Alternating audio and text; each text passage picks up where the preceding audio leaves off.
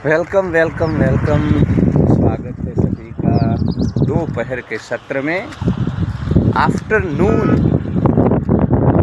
Section में आप सभी का स्वागत है। पवन थोड़ा ज़्यादा हो चुका है। इस तरफ बैठता हूँ जहाँ पे भी थोड़ा ये कोना ऐसा है जहाँ पे पवन का डिस्टर्बेंस ज़्यादा नहीं आता है। तो धूप इतनी हो चुकी है कि आधा किलोमीटर इधर आने में भी कैप लगानी पड़ती है। और ये जो कॉरपोरेट की प्राइवेट जॉब करते करते जो थोड़े बहुत बाल बचे हैं उसको थोड़ा ठीक कर लेता हूँ। इंसान को हमेशा हीरो रहना होता है, चाहे उसके बाल झड़ जाए। तो आज मैंने इसलिए बोला कि प्राइवेट जॉब करते करते जो भी बाल झड़ गए हैं और थोड़े बहुत बचे हैं उसको ठीक कर लेता हूँ। तो ये इशारा था, आज बात करनी है कि भाई प्राइवेट जॉब है, कॉरपोरेट है, मीडिया की जॉब है, वहाँ पे वर्कलोड के कारण इंसान तनाव का मतलब एहसास करता है, डिप्रेशन का एहसास करता है। वर्कलोड वास्तव में क्या है? क्योंकि 6-7 महीने पहले दोस्तों, आपको अगर पता हो, याद हो, तो एना सेबास्टियन करके एक लड़की पुणे में उसका निधन हो गया था। और उसका कारण उसकी माता ने पत्रकारों के समक्ष आकर के बोला था कि भाई पुणे की जिस कंपनी में मेरी बेटी काम करती थी वहाँ पे टॉक्सिक वर्क कल्चर, वर्कलोड के ऊपर फोकस ज़्यादा था पूरे मीडिया का, कि वर्कलोड के कारण उसका देहांत हो गया और यंग एज में ही उसको हार्ट अटैक हुआ था। तो इसको लेकर के बहुत हो हल्ला हुआ था और चर्चा बहस छिड़ी थी इस देश में कि भाई काम करने की जगह पे कैसे हम एक सकारात्मक माहौल पैदा करें, एक वातावरण ऐसा पैदा करें। पर फिर जैसे जैसे दिन आगे बढ़ते हैं चीज़ें फिर से नॉर्मल हो जाती है, लोग भूल जाते हैं, क्योंकि जीवन की दौड़ ऐसी है, यहाँ हर रोज़ बहुत बदलाव होते हैं, तो जीवन के साथ हम आगे बढ़ जाते हैं। फिर बीच में एक आध महीने पहले एस.एन. सुब्रमण्यम ने भी, जो कि L&T के चेयरपर्सन हैं, उन्होंने एक इंटरव्यू में बोला था कि मेरा बस चले तो मैं वीक में 90 आवर्स 90 घंटे काम करने का नियम ला दूँ। मतलब उनके हिसाब से अभी तो देखो यूरोप में और सब जगह पे तो सैटरडे संडे तो इनको छुट्टी होती है। वो लोग अभी फ्राइडे की मांग कर रहे हैं कि फ्राइडे सैटरडे संडे छुट्टी होनी चाहिए। और भारत में एस.एन. सुब्रमण्यम स्वामी जैसे लोग, बिजनेसमैन, ऐसी बातें करते हैं कि हमारा बस चले तो हम तो 90 घंटे लोगों को काम करवाए। तो ये माहौल है भारत में, ये सोच है भारत में। तो इसको लेकर के बहुत सारे वीडियो बन चुके हैं। मैंने भी एक वीडियो बनाया था कि भाई कैसे भारत में वर्कलोड और काम के घंटे और काम की जगह पे मेंटल हेल्थ का क्या हाल है, क्यों इसके ऊपर चर्चा नहीं होती है। इन सब चीज़ों के ऊपर मैंने भी बोला था। पर आज मुझे जो बात करनी है वो ये बात करनी है कि क्या वास्तव में वर्कलोड हमें थकाता है, तनाव में लाता है? तो वर्कलोड मेरे हिसाब से प्रमुख कारण नहीं है। वर्कलोड 20% हो सकता है, क्योंकि काम का ज़्यादा आपको प्रेशर है तो आप 20-30% तक उससे डिप्रेशन में जा सकते हो, आपका शरीर और मन थक सकता है, उसका मैं स्वीकार करता हूँ। परंतु सबसे प्रमुख कारण वर्कलोड नहीं है।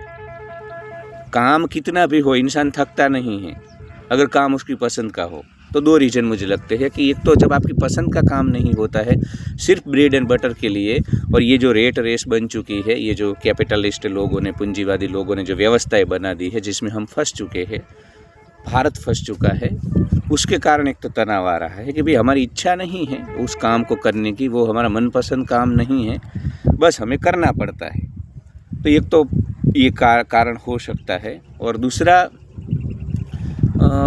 जो वर्क की जगह है, मतलब वर्क प्लेस है, वहाँ पे टॉक्सिक जो माहौल होता है, हम सबको पता है कि जो वर्क प्लेस होता है वहाँ पे लोगों का एक दूसरे के प्रति व्यवहार, वहाँ पे अलग अलग डायनेमिक बने होते हैं, वहाँ पे अलग अलग ग्रुप्स होते हैं, उसमें भी अलग अलग प्रकार के टॉक्सिक नार्सिसिस्ट लोग होते हैं, डोमिनेटिंग लोग होते हैं, कोवर्कर्स होते हैं, वो कोऑपरेट नहीं करते होते हैं, 1000 इश्यू होते हैं। इसके ऊपर आज हम चर्चा करेंगे कि भाई वो एक बहुत बड़ा वर्कलोड।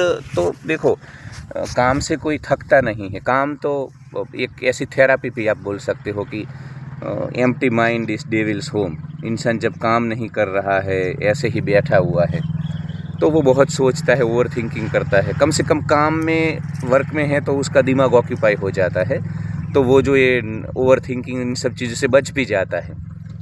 पर मामला तब नाजुक हो जाता है, डेलिकेट हो जाता है, जब काम की जगह पे लोग मतलब टॉक्सिक होते हैं, या उनका जो व्यवहार होता है, वहाँ पे जो माहौल है गॉसिप का, बैकबाइटिंग का, उन सब चीज़ों से इंसान, पॉलिटिक्स, एक जो पॉलिटिक्स खेला जाता है ऑफिस में, उससे इंसान थक जाता है। मेरी एक दोस्त गवर्नमेंट मीडिया में जॉब कर रही थी, मतलब मीडिया में, पर गवर्नमेंट मीडिया था वो मीडिया हाउस गवर्नमेंट का था, गवर्नमेंट के अंदर था, इंफॉर्मेशन एंड ब्रॉडकास्टिंग डिपार्टमेंट के अंडर में। तो अच्छी उसकी जॉब थी, उसको मतलब 70-80,000 उसका सैलरी। अभी रिसेंटली जब मुझे एक गेट टुगेदर में वो मिली, तो उसने बोला कि मैं जॉब छोड़ रही हूँ। तो मैंने बोला क्यों भाई, तूने इतनी मेहनत की, तूने जर्नलिज्म किया, फिर इतनी कट थ्रोट कंपटीशन में तुमने उस एग्ज़ाम को दिया, और फिर तुम्हें अब उसमें भी काफ़ी सारे लोग थे जो कि शॉर्ट लिस्टेड हुए थे, तकरीबन 200 लोग थे जो कि रिटन एग्ज़ाम के बाद शॉर्ट लिस्टेड हुए।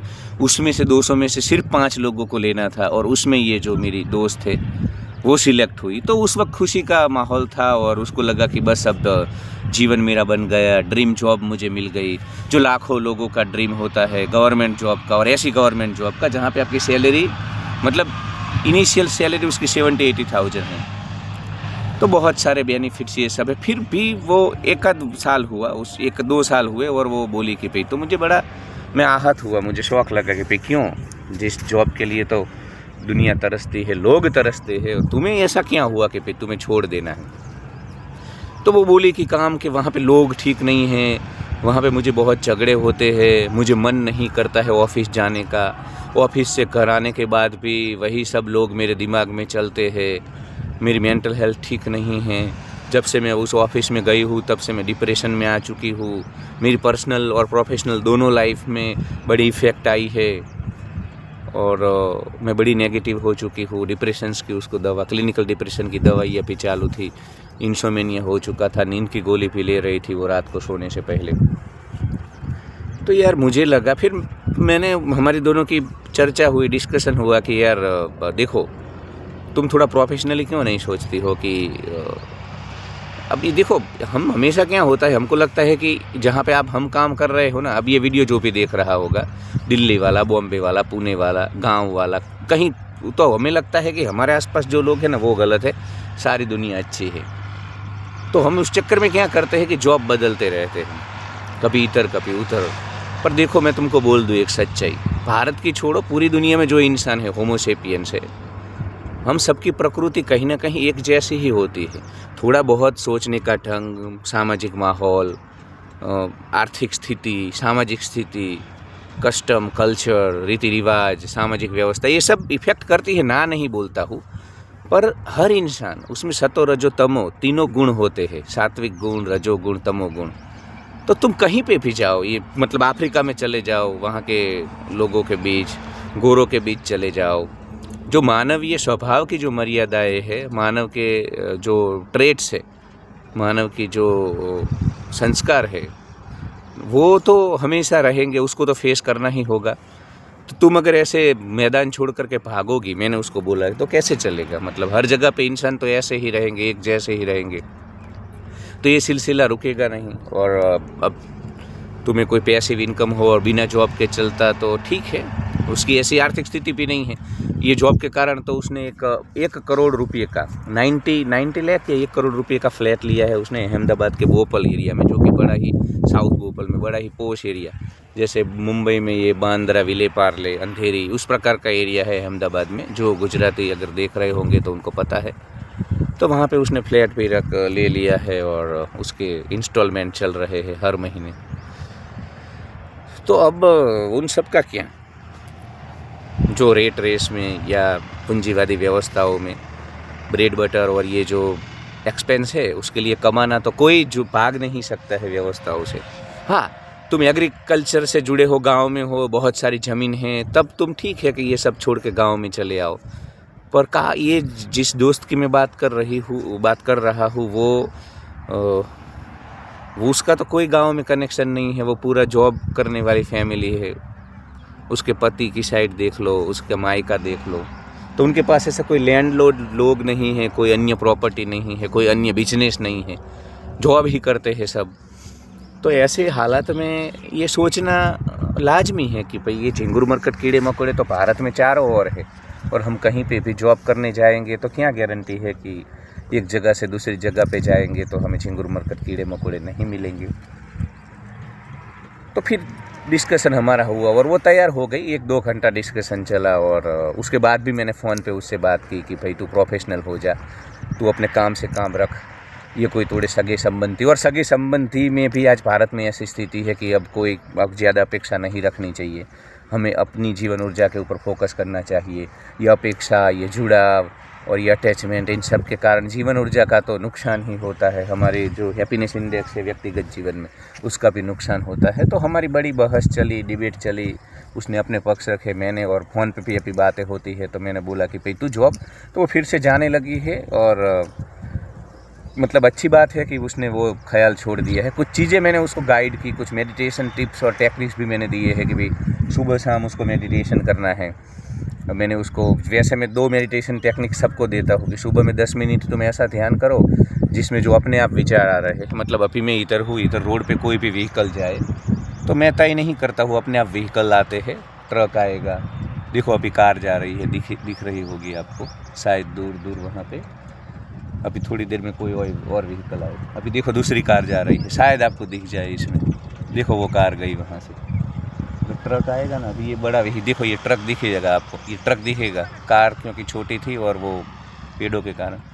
तो ये अपने आप जैसे व्हीकल जाते हैं उसी प्रकार हमें हमारे विचारों को देखना है। हम तय नहीं करेंगे कि ये विचार अच्छे हैं, ये विचार बुरे हैं। अपने आप जो भी विचार आते हैं उसको बस हम साक्षी होकर के, विटनेस होकर के देखेंगे। ये मेडिटेशन मैंने उसको बोला। और दूसरा मेडिटेशन मैंने उसको बोला कि भाई तुम ऑफिस में जब जाती हो तो जिन लोगों से तुम्हें घिन आती है, जहाँ से तुम्हें तनाव आता है, क्योंकि ऐसा हो जाता है कि कुछ लोग हमें पसंद नहीं होते हैं तो वो ज़्यादा इरिटेट करने लगते हैं हमको। तो मैंने बोला कि भाई तुम शाम को जो मेडिटेशन करो उसमें उन सभी वो जो भी इंसिडेंट है, जो लोग तुम्हें इरिटेट करते हैं, डिप्रेशन में लाते हैं, जिनके कारण तुम्हें जॉब छोड़नी है, जिनके कारण तुम क्रोधित हो जाती हो, तनाव का अनुभव करती हो, तो उन सभी लोगों को, वो सभी इंसिडेंट को एग्जैक्टली उस वक्त क्या होता है तुम्हारे मन में, चित्त में, विचारों में, उन सभी चीज़ों को तुम अपने मेडिटेशन में लाओ और साक्षी होकर के वो पूरा घटनाक्रम तुम देखो। तो और उसने किया, क्योंकि मेरी अच्छी दोस्त है और उसको पता है कि भाई मैं निस्वार्थ रूप से बोल रहा हूँ और उसको श्रद्धा है। तो उसने ये दोनों मेडिटेशन टेक्निक्स का इस्तेमाल किया और 1-2 महीना हुआ है अभी, और बहुत सारा उसमें पॉजिटिव बदलाव आया है, सकारात्मक बदलाव आया है। जिन लोगों से उसको परेशानी होती थी उसमें उसने काफ़ी सारी, फिर हमारी अभी मैं टिप्स भी देता हूँ, उसको गाइड करता हूँ। तो उसने बताया कि पहले की मुकाबले अब बहुत अच्छा फील करती हूँ, क्योंकि पहले तो वो बिना स्टीयरिंग की कार जैसे कहीं पे भी जाती है ऐसे उसके विचार उसको परेशान करते रहते थे। पर अब क्योंकि वो साक्षी हो चुकी है मन की, तो मन भी ज़्यादा तंग नहीं करता है। फिर मैं भी बोलता हूँ कि भाई ये तुम क्यों, देखो ये भारत में सबसे बड़ी हमारी एक बैड मैनर्स बोल लो या एक ऐसी चीज़ है जो मुझे पसंद नहीं है। जो काम की जगह है, वर्क प्लेस है, वो हमें बस काम की जगह है। जब हम वहाँ से काम छोड़ करके चले जाते हैं तो कोई वो हमें जानते नहीं होते हैं, वो लोग, वो सब हमारे जीवन का हिस्सा नहीं होते हैं। तो हमें काम से काम रखना चाहिए। हम ज़्यादा वहाँ पे रिश्ते बनाते हैं। अब ये जब पहले दिन जॉब पे गई तब तो उसके रिश्ते इतने बिगड़े नहीं थे वहाँ काम की जगह पे, पर चूंकि रिश्ते बनाए, बेस्टी बनाए, ये मेरे दोस्त, ये मेरा मतलब क्लोज सर्कल, फिर बाहर गए, गेट टुगेदर गए, मूवी देखने गए, ये सब चीज़ें बुरी नहीं हैं, आप समझो, पर देखो या लिमिटेशंस रखो। सब इंसान होते हैं, इंसानी मर्यादा सबके भीतर होती है। तुम जब ज़्यादा घुस जाते हो, ज़्यादा फिर रिश्तों में चले जाते हो, तो एक ना एक दिन ऐसे माहौल आता है कि दिल टूटता है, सब टॉक्सिक हो जाता है।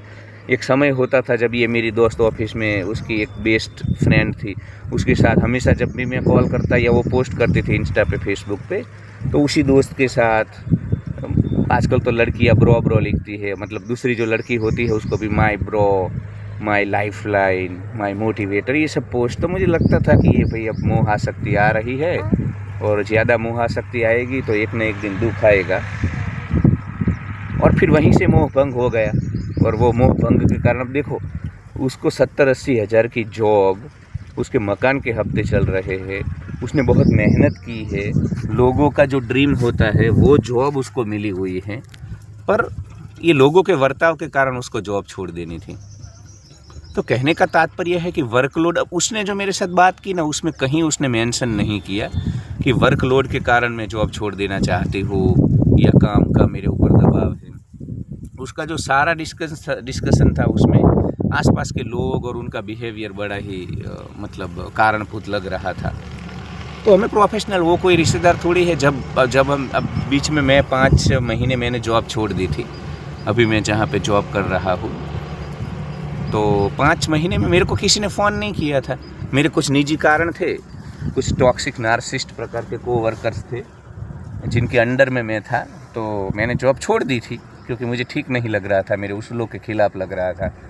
तो जैसे ही मुझे थोड़ा डिस्टर्बेंस आया और मुझे लगा कि भाई, तो मैंने, पर क्योंकि मैं विलेज में हूँ तो मैं छोड़ सकता हूँ, विलेज में मैं सर्वाइव कर सकता हूँ इजीली, इतना ज़्यादा। पर शहर वालों को तो छोड़ना है तब भी नहीं छोड़ पाते, क्योंकि मैंने बोला ना कि उनको जॉब तो करना है, कंपलसरी करना है, बिजनेस के लिए उनके पास कैपिटल नहीं है, अन्य कोई पैसिव इनकम नहीं होती है, तो फिर ये बेचारे ज़्यादा थोड़े वनरेबल हो जाते हैं।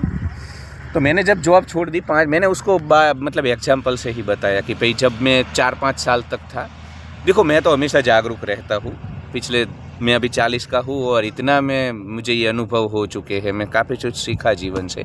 मुझे भी ऐसे मेरा दिल टूटा था, या कभी मुझे भी अपेक्षाओं ने कभी दुखी करा था, ऑफिस में, समाज में, परिवार में, रिश्तेदारों में, हर जगह।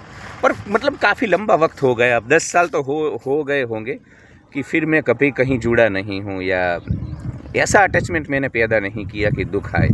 मैंने लोगों के साथ प्रेम से रहा या मैं अच्छे से रहा, पर मतलब उसके कारण फिर मैं पूरा टूट जाऊँ ऐसा, क्योंकि सदैव मैं जागरूक रहता हूँ, मैं मेडिटेशन करता हूँ हर रोज़। तो मैं इतनी जागरूक थी और अवेयरनेस, तो जब कहीं पे भी ज़्यादा मोह आसक्ति आती है, अपेक्षा बढ़ती है, तो मैं रुक जाता हूँ।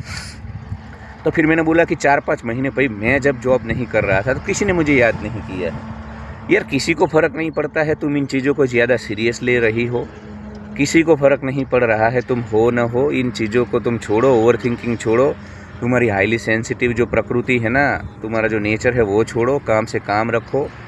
ये जॉब तुम्हें बड़ी मुद्दतों के बाद मिली है, तुमने वो जब जॉब पे लगी तब 35 ईयर की थी, तो 35 से भी ज़्यादा, तो ऑलमोस्ट उसकी एज ख़त्म हो रही थी जॉब के लिए।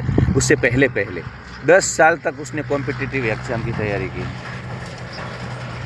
तो यार हम भूल जाते हैं हमने कितनी मेहनत की होती है, हमारा परिवार होता है, जिम्मेदारियाँ होती है, लोगों के व्यवहार के कारण हम इतने आहत हो जाते हैं, इतने दुखी हो जाते हैं कि जॉब छोड़ने तक आ जाते हैं। तो वर्कलोड के कारण नहीं, पर लोगों का जो वहाँ पे, तो ये अवेयरनेस हमें पैदा करनी चाहिए भारत में, क्योंकि जो वर्क प्लेस पे लोग हैं आज बड़े ही मनहूस घटिया लोग होते हैं। मैं तुमको बोलता हूँ, तुम उनके साथ बैठे हो, तुम्हारे मुंह पे अच्छी अच्छी बातें करेंगे। मेरी ऑफिस में तो मैं देखता हूँ कि मैं पहले भी, जहाँ मैं नाम नहीं लूँगा क्योंकि कुछ प्रोटोकॉल है, कुछ लिमिटेशंस है, अभी भी मैं जॉब कर रहा हूँ और उसके नाम नहीं लूँगा, पर पहले मैं एक प्राइवेट मीडिया हाउस में था और आज भी मीडिया हाउस में हूँ। तो वहाँ पे भी मैं देखता था कि जो इंसान जहाँ मौजूद नहीं होता है ना, उसकी गॉसिप होती है, बैकबाइटिंग होती है, उसकी पीठ पीछे चुगली होती है उसकी। मतलब मैं देखता था कि जब वो इंसान सामने होता है तो ये लोग बड़े हंस हंस करके मीठी मीठी बातें करते हैं, ऐसा दिखावा करते हैं कि उसके ही है ये सब। और उस इंसान को तो कभी अंदाज़ा, मतलब अगर सीसीटीवी रिकॉर्डिंग है आवाज़ वाला या वॉइस रिकॉर्डिंग है और उसको अगर तुम सुनाओ तो वो बिलीव नहीं करेगा कि यार मेरे मुंह पे तो ये लोग कितना अच्छा रहते हैं, और जब मैं नहीं होता हूँ तो इस प्रकार की चर्चा। वो तो अगर हाईली सेंसिटिव है इस मेरी दोस्त की तरह तो टूट जाएगा इंसान। तो ये बैकबाइटिंग, ये सब पूरी दुनिया में है, पर भारत में कुछ ज़्यादा ही है।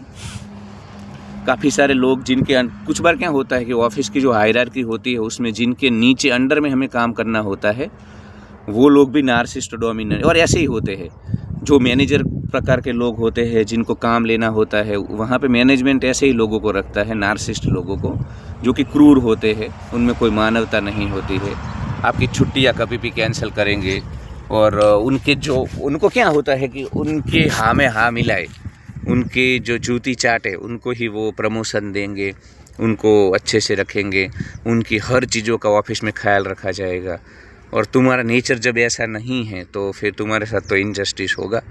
तो मेरे साथ होता है, सबके साथ होता है ये जो लोग। फिर ऑफिस में बहुत सारी चीज़ें होती है यार, जैसे यहाँ संसार में चाचा चाची, मामा मामी, फूफा फूफी, भतीजा भतीजी, इमीडिएट फैमिली मेम्बर, ये सब जो डायनेमिक्स होते हैं, वैसे भी ऑफिस में फिर सर्कल होते हैं अलग अलग, सबके ग्रुप बने हुए होते हैं, कोई किसी ग्रुप का है, कोई किसी ग्रुप का है। तो सब नाश्ता अगर करने जाते हैं चाय पीने, तब भी वहाँ पे एक मैं देखता हूँ लोग प्रेशर फील करते हैं कि भैया मेरे ग्रुप के साथ ही मुझे जाना होगा। कभी अगर किसी के साथ अलग लोगों के, तो फिर वो ग्रुप वाले बोलेंगे ओ अब तो तुमने मुझे छोड़ दिया, हमसे तुम अलग हो गए।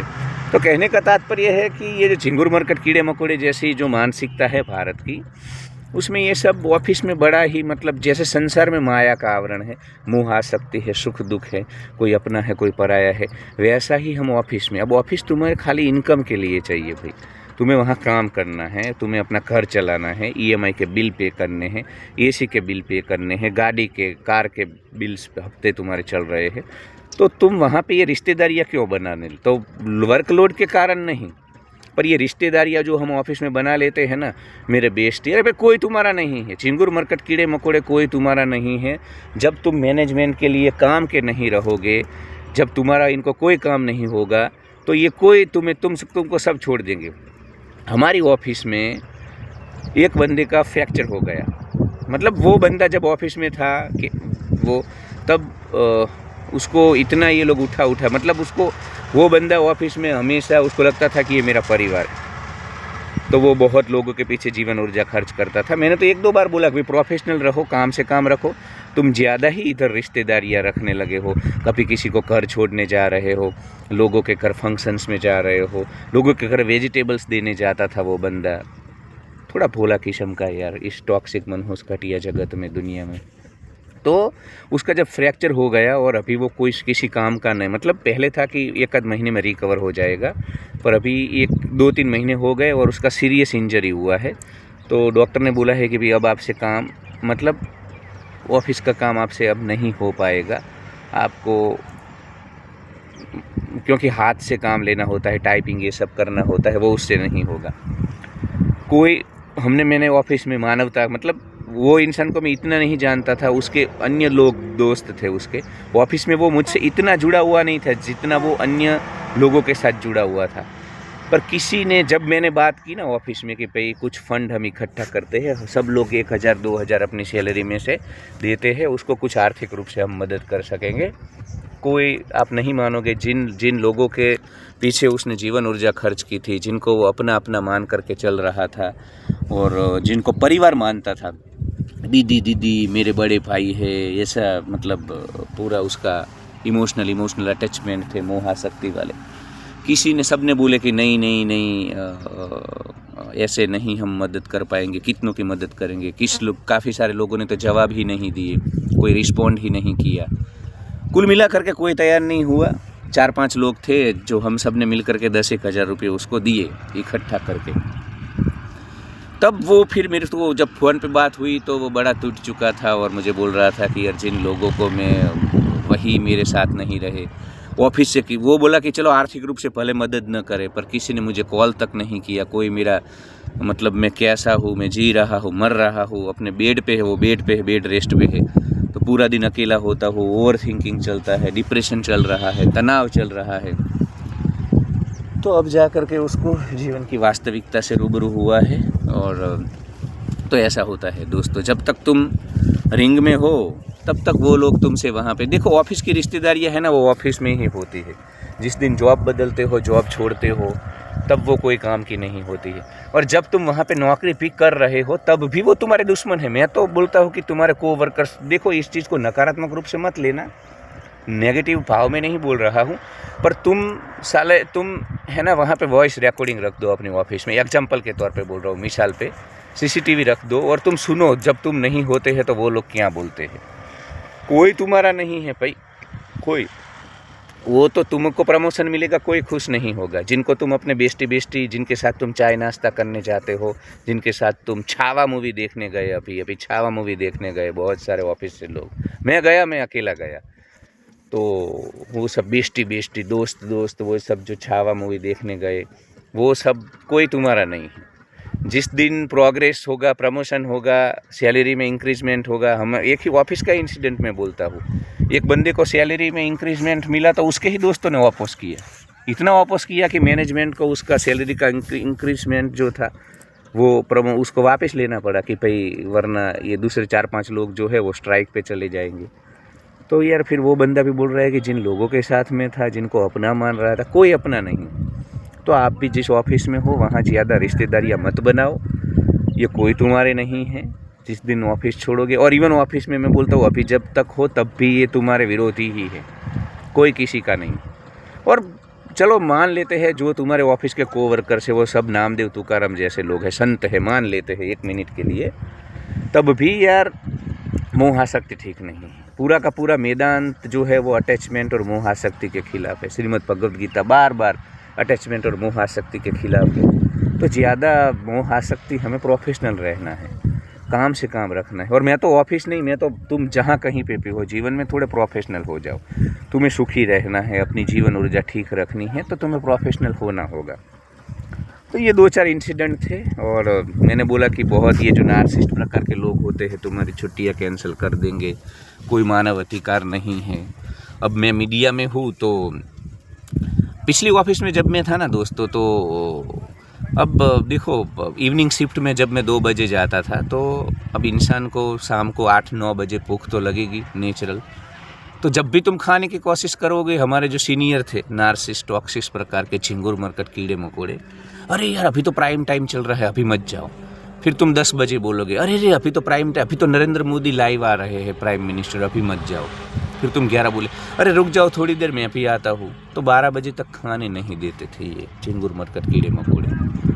तो कोई मानवता नहीं है, कोई ह्यूमनिटी नहीं है वहाँ पे। ये थोड़ा यूरोप है कि भाई ऑफिस में मनोरंजन के साधन रखते हैं, बैडमिंटन प्ले कर सकते हो, चेस खेल सकते हो, और अब वहाँ पे तो जिम भी होते हैं, वहाँ पे काफ़ी सारे मतलब ऐसे आनंद प्रमोद के साधन रखते हैं यूरोपियन देशों में, कि लोग मतलब थोड़ा चेंज मिल सके। और छुट्टियाँ, वीकेंड, ये सब इनको वहाँ पे थोड़ा, क्योंकि देखो इसमें क्या है कि गोरे ही इतने जागरूक है, गोरे अगर इनको साथ अन्याय होगा तो आवाज़ उठाते हैं, तो इसलिए थोड़ा वो भी फ़र्क पड़ता है। और दूसरा, वहाँ पे हमारी तरह इतना पॉपुलेशन नहीं है, अनएम्प्लॉयमेंट नहीं है, तो ऐसी सिचुएशन नहीं है वहाँ पे। तो गवर्नमेंट, अगर देखो गोरों को तो क्या है, ये नॉर्वे फिनलैंड जैसे देश है ना, वहाँ पे स्टाइपेंड देती है गवर्नमेंट, तो ब्रेड एंड बटर के लिए तो आपको कमाने की ज़रूरत ही नहीं है।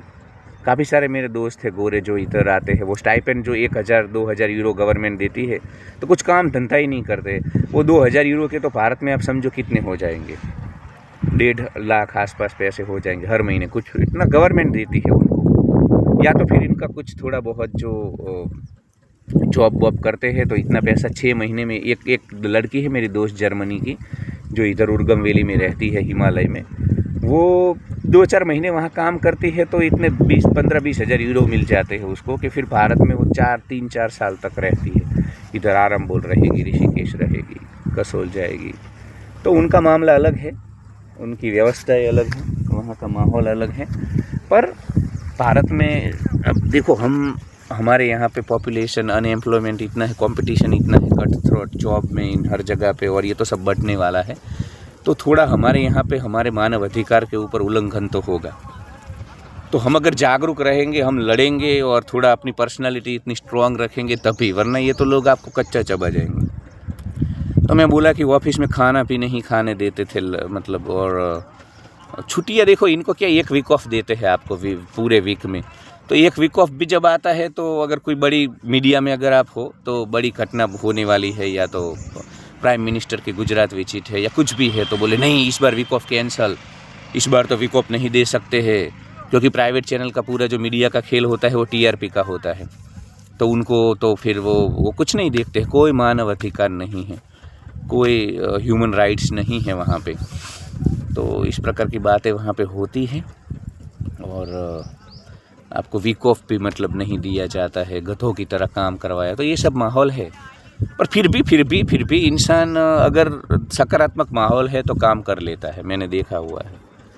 और दूसरा मनपसंद का काम, अगर किसी को ट्रैवलिंग का और घूमने का शौक़ है और वो अगर किसी टूरिज्म कंपनी में होगा तो उसको लोड नहीं लगेगा। वो आज मनाली से लौटा है और कल उसको केरला जाना है तो चला जाएगा, उसमें थकेगा नहीं, क्योंकि उसकी मनपसंद का काम है, उसको वो काम पसंद है।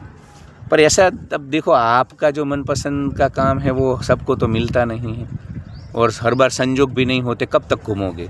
परिवार होता है, जिम्मेदारियाँ होती है, तो कभी मजबूरी हो जाती है कि इंसान को एक जगह पे रहना होता है घोंसला बना करके।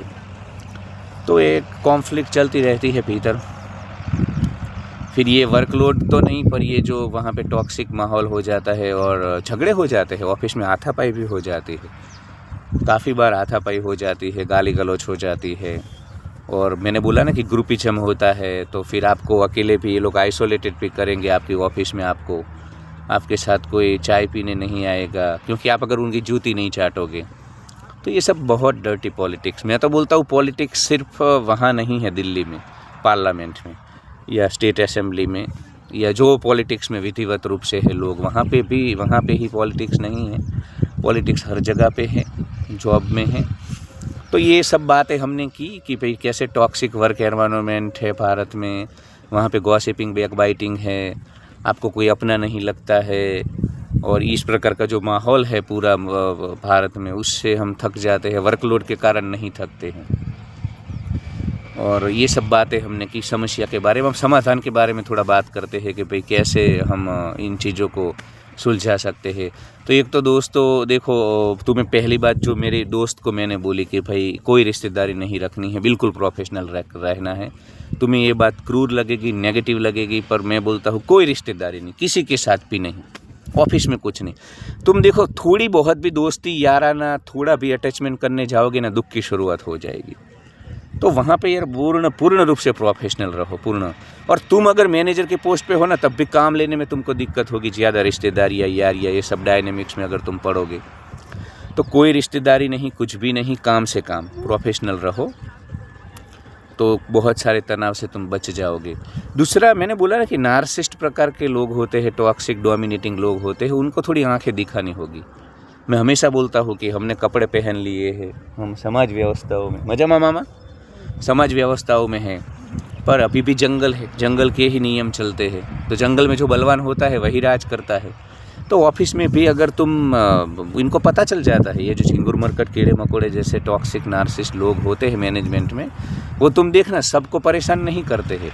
जो उनसे दबते हैं, जहाँ उनकी उंगली घुसती है वहीं उंगली घुसाते हैं, जहाँ वो उनको डंडा दिखता है या इंसान लड़ता है, आंखें दिखाता है, स्ट्रॉन्ग पर्सनालिटी का होता है। थोड़ी अपनी पर्सनालिटी स्ट्रॉन्ग रखो यार ऑफिस में।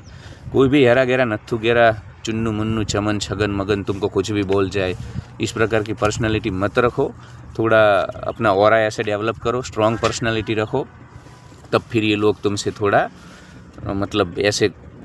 अब देखना, आप जो कोई भी वीडियो देख रहा है, अगर आप जॉब करते हो, आप देखना आपकी ऑफिस में कुछ ऐसे लोग होंगे जो कभी भी छुट्टी ले सकते हैं, कभी भी, मतलब मैनेजमेंट को वो झुका के रखते हैं, मैनेजमेंट से वो नहीं छूटते हैं, क्योंकि उनकी पर्सनालिटी स्ट्रांग होती है, वो टैलेंटेड होते हैं और उनको पता है कि इनसे कैसे काम लेना है। तो थोड़ा ये पर्सनालिटी का भी खेल होता है। अपनी पर्सनालिटी स्ट्रांग रखो, और जब कोई भी तुम्हें डोमिनेट करने की कोशिश करता है, तुम्हें दबाने की कोशिश करता है, तो तुरंत ही उसको तुम बोल दो, वर्बली बोल दो, सहन मत करो। तुम्हें ओवर टाइम दे रहा है, तुम निकल जाओ, तुम्हारा देखो प्रोफेशनल बनो, कोई रिश्तेदारी नहीं, तुम्हारा टाइम ख़त्म। ये मीडिया में तो समाचार जैसे समुद्र में हर पल प्रतिपल एक नए नए वेव्स आते हैं, उसी प्रकार समाचार की दुनिया में तो समाचार चलते ही रहते हैं। तो वो तो सदैव चलेगा। आप तुम्हारा टाइम ख़त्म हो गया है, या तुम किसी भी ऑफिस में हो, मीडिया को छोड़ो, ये तो मैं मीडिया में हूँ इसलिए मैंने मीडिया की बात की। तुम किसी भी कॉर्पोरेट में हो, प्राइवेट जॉब में हो, कहीं पे भी हो, प्रोफेशनल रहो। तुम्हारा काम के जितने घंटे ख़त्म हुए, मतलब निकलो। तुम अगर आज आदत बनाओगे ना, तुम मानवता दिखाओगे और सेंसिटिव हो जाओगे और ओवर टाइम करोगे, तो हमेशा करवाएंगे। परिवार में, समाज में, जहाँ कोई समझता है उसको ही लोग समझाते हैं। ऑफिस में भी ऐसा होता है। जो समझता है उसको ही बोलते हैं कि भाई, और जो नहीं समझते हैं, जो चले जाते हैं, वो चले जाते हैं। तो ओवर टाइम बिल्कुल मत करो, कोई रिश्तेदारियाँ नहीं, कोई तुमको झुकाने की कोशिश करे, दबाने की, तुरंत विरोध करो। ज़रूरत पड़ने पर जॉब भी छोड़ दो। अगर तुम में टैलेंट है, काफ़ी सारे लोग बेचारे डरते हैं, और मैनेजमेंट को कभी तुम अपना डर मत दिखाओ। मैनेजमेंट को हमेशा लगना चाहिए कि भी तुम्हें जॉब की कुछ पड़ी नहीं है। तुम्हारे भीतर जो भी चीज़ हो, जो भी वास्तविकता हो, मैनेजमेंट को एक बार पता चल जाएगा ना कि तुम्हारे ज़्यादा पर्सनल बातें मत करो। मैंने फ्लैट ले लिया है, मैंने कार के हफ्ते है, ज़्यादा पर्सनल खुल करके ट्रांसपेरेंट होकर के इन लोगों के साथ मत रहो, क्योंकि ये कोई तुम्हें ऐसा मत समझो कि तुम्हारे दुख में तुम्हारे साथ खड़े रहेंगे और तुम्हारी चिंता करेंगे। इनके लिए तो ये अवसर है, इनके लिए अपॉर्चुनिटी है। उनको पता चल जाएगा कि तुम दबे हुए हो, मॉर्गेज में हो, तुम्हारी EMI के बिल्स चल रहे हैं, हर महीने तुम्हारे इंस्टॉलमेंट आते हैं, तो और तुम्हारा एक्सप्लॉइटेशन करेंगे, तुमको और नोच लेंगे। तो ऐसी अपेक्षा मत करना कि ये सब तुम्हारे साथ खड़े रहेंगे। तो थोड़ा इनसे प्रोफेशनल व्यवहार रखो, घर की ज़्यादा बातें मत करो, तुम्हारे जीवन की ज़्यादा बातें मत करो। कुछ लोगों को ऑफिस में, ज़्यादातर हमारी ये लड़कियों को ऑफिस में वो घर की बात, पति पत्नी की बात करती रहती है, सास की बात। देखो, कोई तुम्हारा नहीं है यहाँ पे, परिवार वाले, समाज वाले नहीं हैं, ऐसी समाज की हालत है आज। ये तो तुमको मिले हैं 30 साल के बाद, 40 साल के बाद। ये थोड़े ना तुम्हारे बचपन के दोस्त है सब यार। जय वीरू जैसा माहौल है, बहुत नॉइस। तो ये सब तुम्हारा पर्सनल लाइफ को ज़्यादा डिस्कस मत करो। इनको एक बार पता चल जाएगा कि तुम्हें ज़रूरत है जॉब की, जॉब के बिना तुम्हारा चलेगा नहीं, तो और तुम्हें एक्सप्लॉइट करेंगे।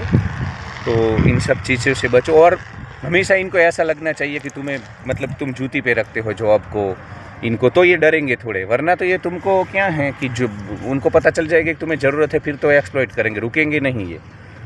तो और जॉब छोड़ दो। मैं तो बोलता हूँ ज़्यादा अगर टॉक्स, मतलब वो गवर्नमेंट जॉब, उसको तो मैं ना बोलूँगा, पर अगर प्राइवेट जॉब में हो तो फिर बदल लो, क्योंकि प्राइवेट में तो वैसे भी लोग इधर उधर जंप करते हैं। गवर्नमेंट में थोड़ा उसने जिस प्रकार गवर्नमेंट में है और जब उसका सैलरी है, पोस्ट है, वहाँ पे नहीं छोड़ना चाहिए। पर प्राइवेट में तो देखो काफ़ी सारी कंपनियाँ होती है, तो तुम्हें जंप भी मिलता है, सैलरी इंक्रीजमेंट भी होता है कुछ बार। और दूसरा एक ये मैं बोलता हूँ, काफ़ी सारे लोग हैं ना जो यहाँ काम करते हैं ना, वहाँ रिश्ते, यारियाँ, इमोशंस, जॉब नहीं छोड़ते हैं। सैलरी कम होती है ना, फिर भी जॉब नहीं छोड़ते हैं कि भाई नहीं मेरी जॉब है, इधर मैं ये सबको जानूँ, मतलब एक आँख की शर्म आ जाती है। ऐसा नहीं है। तुम्हें अगर 5-10 हज़ार रुपया इंक्रीजमेंट मिल रहा है अन्य जगह पर, तो चले जाओ यार। ये थोड़ी ना तुम्हें सारा खेल पैसों का है, पैसों के लिए तुम इतनी जीवन ऊर्जा खर्च कर रहे हो। तो कहीं पे ज़्यादा सैलरी मिल रही है तो चले जाओ। मेरी कंपनी इतने साल से हुई, ये सब बंधन मत पालो, ये अटैचमेंट मत पालो, कोई किसी का नहीं है, निकल जाओ। तो ये भी थोड़ा सेंटिमेंटल जो बिहेवियर पैटर्न है चिंगुर मरकट कीड़े मकोड़े में, इंडियंस में, वो भी हमें निकालनी होगी। प्रोफेशनल रहना होगा, आँखों की शर्म, ना शब्दों की शर्म, खानदानी, ये सब छोड़ना होगा, निकल जाओ। दूसरा, डिस्टेंस रखो, ज़्यादा किसी से खोलो, मतलब ऐसे यार या रिश्तेदारियाँ, जो जन्म से हमको यार या रिश्तेदारियाँ मिली हुई है वो इनफ है, उसको ही हम अच्छे से नहीं निभा पाते हैं। और ये जो यार या रिश्तेदारियाँ नई मत बनाओ। अब जो तुम्हें जन्म से ही चाचा चाची, फूफा फूफी, मामा मामी, भाई भतीजा, ये सब ऑलरेडी मिला हुआ है, इसमें जीवन ऊर्जा जा रही है।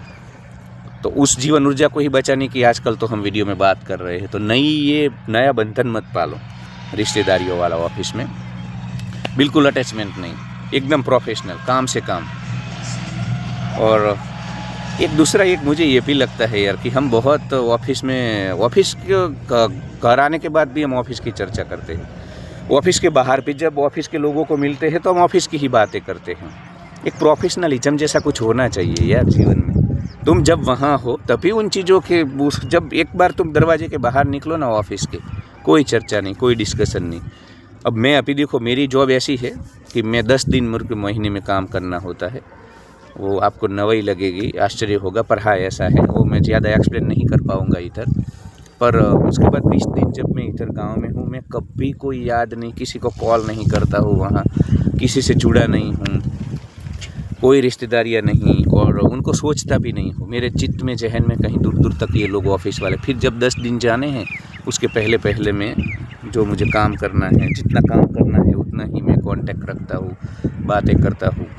तो एक बार ऑफिस का जो प्रीमाइसिस है उसको छोड़ो ना, तो फिर ये ज़्यादा इनका चिंतन मत करो, बैक बाइटिंग गॉसिप ये जो हम करते हैं। दूसरा मैं आपको बोलूँगा कि हर एक ऑफिस में ऐसे एक ग्रुप बने होते हैं, डायनेमिक्स में बोलता हूँ, जहाँ ये बैक बाइटिंग और गॉसिप, वो लोग आप जब आप नए ऑफिस में जाओगे या तो अपनी ऑफिस में आप होंगे तो ये आपके पास आएंगे और चुगली चालू करेंगे, चाटी चुगली, बैक बाइटिंग गॉसिप करेंगे, बातें करेंगे। तो उनको ना बोल दो कि नहीं, मुझे इसमें नहीं पढ़ना है। डरो मत, उनको खुश करने के चक्कर में तुम हाँ इतना भी मत करो, चर्चा तो मत करो, क्योंकि इनका कोई भरोसा नहीं। अगर आज तुम कुछ स्टेटमेंट दोगे ना, इसी चीज़ को वो तुम्हारे खिलाफ कभी प्रयोग करेंगे। चाणक्य नीति में लिखा हुआ है कि किसी को अपना हृदय मत दो, किसी को तुम्हारे चित्त में, जहन में क्या चल रहा है वो मत बताओ, थोड़े इंट्रोवर्ट हो जाओ। तो ये अगर गॉसिप करने के लिए आपके पास आए ना, तो उसमें हिस्सा मत लो, क्योंकि ये फिर ये किसी के नहीं है। आज तुम नहीं होगे तब तुम्हारी गॉसिप करेंगे, आज तुम्हारे पास किसी अन्य की बुराई कर रहे हैं, जब तुम ऑफिस में नहीं होंगे तो ये तुम्हारे ऊपर मछलियाँ धोएंगे। तो इसमें मत पड़ो, उससे तुम्हारा व्यक्तित्व भी मारा जाता है। तुम देखो, जो भी बड़े बड़े लोग हुए हैं, प्रभावी लोग हुए हैं, महापुरुष हुए हैं, जिनसे हम प्रेरणा लेते हैं, वो कोई लोग छोटी छोटी बातों में नहीं पड़ते हैं, निम्न कक्षा की बातों में नहीं पड़ते हैं। देश के प्रधानमंत्री को देख लो, वो हर चीज़ में स्टेटमेंट नहीं देता है, वो फोकस रहता है। प्रधानमंत्री हमारे फोकस रहते हैं अपने काम में, इसलिए प्रोग्रेस कर पाए। जो लोग ऑफिस में, समाज में छोटी छोटी चीज़ों में पड़ जाते हैं, ज़्यादा उसमें डिस्कशन में पड़ जाते हैं, उन चीज़ों को अपने मन पे लेते हैं और उसमें स्टेटमेंट देते रहते हैं, वो कभी प्रोग्रेस नहीं कर पाते हैं। प्रोग्रेसिव जो लोग होते हैं ना, वो इन सब चीज़ों को इग्नोर करते हैं, अपना रास्ता बनाते हुए आगे निकल जाते हैं। तो ऑफिस में कोई गॉसिप, कोई बैक बाइटिंग, किसी को देखो, काफ़ी सारे लोग होते हैं ना, वो उनके ऊपर वाले जो लोग होते हैं हायरार्की में, उनके जो बॉस होते हैं ऑफिस में, उनको खुश करने के लिए जब वो ये जो लोग होते हैं ना मैनेजमेंट में, उनको गॉसिप और बैक बाइटिंग पसंद होता है, तो वो करते हैं। तो उनको खुश करने के लिए फिर उसमें हाँ वो तो ऐसा है, वो तो ऐसी है, वो तो कामचोर है, वो तो ये सब पॉलिटिक्स करते हैं। तो इन सब चीज़ों में मत उलझो। तुम नहीं पढ़ोगे ना, तो फिर तुमको कोई कभी इन्वॉल्व नहीं करेगा बैक बाइटिंग और गॉसिप में, और तुम छूट जाओगे। तुम अच्छे से फिर देखो, तुमने कभी किसी की गॉसिप और बैक बाइटिंग नहीं की होगी ना, तो कोई तुम्हें नुकसान भी नहीं करेगा, क्योंकि किसी के पास तुम्हारे खिलाफ कुछ नहीं होगा। और तुम बात बात पे अगर अपने स्टेटमेंट तुमने दिए होंगे, तो फिर इन सब चीज़ों का तुम्हारे खिलाफ इस्तेमाल हो सकता है। तो इसमें भी हमें नहीं पड़ना है। तो ये सब सॉल्यूशंस है जिसके ऊपर मैं बात कर रहा हूँ। और कभी भी गेट टुगेदर, ऑफिस के बाहर जो ये पार्टियाँ करते हैं, इसमें कभी मत जाओ। आमिर खान जैसे वो प्राइवेट अवार्ड शो में नहीं आता है, अजय देवगन नहीं आता है, उस प्रकार तुम मत जाओ इन सब चीज़ों में, क्योंकि वहाँ से ही फिर रिश्तों की, अटैचमेंट की, मोह और आसक्ति की शुरुआत होती है। तो इन सब चीज़ों में ज़्यादा मत उलझो। 42 मिनट का वीडियो हो चुका है यार। वीडियो ख़त्म होने के बाद हमेशा मुझे लगता है कि ये बातें तो छूट गई, कुछ देख लेता हूँ, याद कर लेता हूँ और कुछ छूट न जाए, क्योंकि हर बार ऐसा होता है कि मुझे बोलना था, सॉल्यूशन था और मैंने नहीं बात की उसकी। तो ये सब थोड़ा कर लो, बस यही है। किसी को ज़्यादा डोमिनेट मत करने दो, डरो मत, तुम में टैलेंट है तो तुम्हें जॉब मिल जाएगी कहीं। बहुत शोषण हो रहा है तो छोड़ दो। ऑफिस वालों को अपने पत्ते मत दिखाओ, तुम क्या हो, तुम्हारा बैकग्राउंड क्या है, तुम्हारी जो माइनस पॉइंट है, तुम्हारी दुखती रग को मत, वरना उस रग को ये लोग दबाएंगे। तो ये सब मत, उनको ज़्यादा रिश्तेदारियों में मत रहो, ओवर टाइम मत करो, प्रोफेशनल रहो, निकल जाओ, किसी को अपना मत मानो, गॉसिप बैक बाइटिंग में हिस्सा मत लो। तो बनाएंगे और वीडियो, और कुछ ना कुछ तो छूटेगा ही, कुछ चीज़ें बाद में मुझे याद आती है तो फिर अन्य वीडियो में चर्चा करेंगे। Like, share and subscribe, love you. और हाँ, जूती मत चाटो किसी भी। काफ़ी सारे लोग तुम्हारे ऑफिस में होंगे जो जूती चाटते हैं, तो उनको प्रमोशन मिलेगा, तुम्हें भले ना मिले। जूती चाटने से ना तुम्हारा पर्सनालिटी, जो स्ट्रॉन्ग पर्सनालिटी तुम्हें चाहिए ना, शेरों जैसा, जो वेदांत चाहता है, उपनिषद चाहता है, ऐसा स्ट्रॉन्ग पर्सनालिटी तुम्हारा कभी नहीं होगा अगर तुम जूती चाटने लग जाओगे। तो यार, शेरों की तरह रहो, ये तो मत करो। पिछला वीडियो में जो मैं बोला हूँ वो तुम भूल जाओ तो भूल जाओ, जूती मत चाटो, जो भी हो परिणाम भुगत लो, पर अपना स्ट्रॉन्ग पर्सनालिटी बरकरार रखो। Love you all, like, share and subscribe.